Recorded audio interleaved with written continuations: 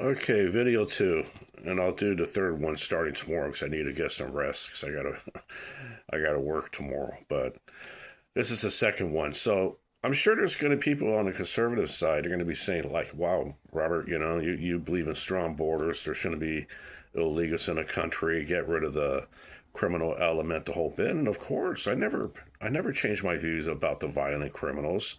I never changed my view of those selling deadly drugs with fentanyl. I never changed my view about strong border security. But see, there's a humanitarian process when it comes to people who are not violent, people who haven't sold deadly drugs.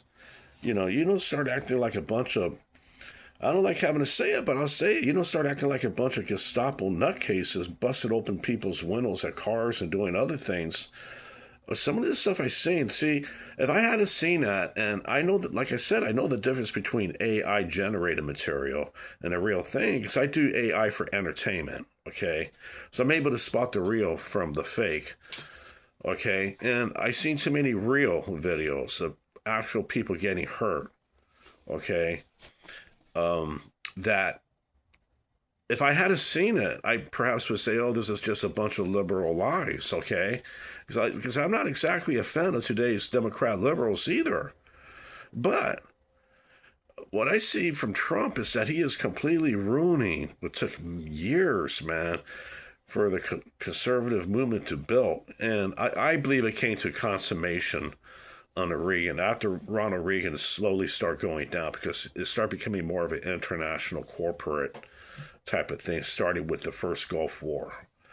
Not that we should have removed Saddam Hussein. We needed to. Okay, and George Bush Sr., he did run a brilliant campaign, but he did use the words too about the New World Order after that campaign. Well, that's not the United States. That's something that's different, see?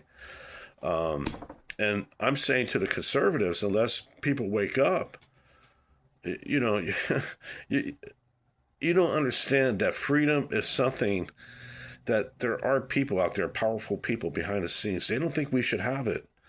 And what I'm saying is that here in the United States, if freedom is denied to one group of people, then it's denied to the conservatives as well.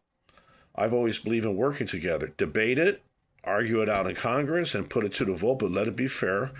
And then from there, once the laws are established, you go from there. Whoever wins, wins. Who doesn't, doesn't. Then you regroup. You go forward again, you keep campaigning, but in the right way. You don't do it like a bunch of Nazi thugs, okay? And my way to hell with everybody else. And that's what I see with Trump. Okay, I'm going to go more into this tomorrow. Thank you.